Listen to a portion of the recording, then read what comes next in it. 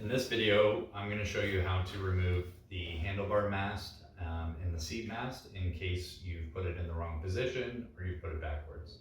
So to start, you're going to need a screwdriver.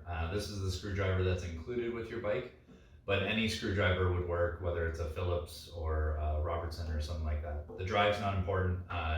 You just need something to fit into this hole that's about 2 inches to 3 inches long. So to remove this, you can see I've got my handlebars here set in. So the first step is going to be loosen the adjustment knob. Watch your fingers. It will slide out once you loosen all the way. So now what you're going to do is you're going to lift it to the stopping point. You can see, like right now, I'm pulling up and it's actually stopped. So that's a safety button that we have. The intention with this safety button is so that students don't accidentally pull it all the way up, and it's a pretty heavy object and they don't fall backwards or hurt themselves. So that's why we put this here. So to access that safety button, you're going to take your screwdriver that you have.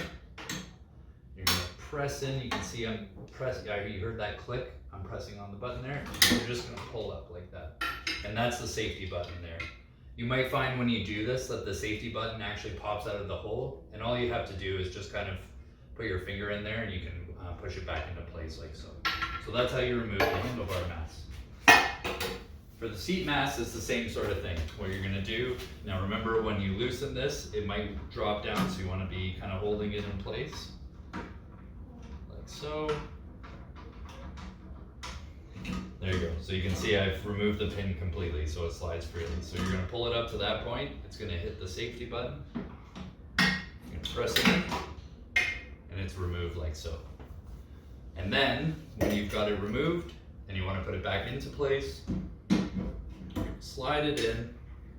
You're going to take your screwdriver and press that safety button in. You can hear it's clicked. And you're going to thread your adjustment knob back in. And you can see it's already found one of the height settings like so. And you're ready to adjust the height.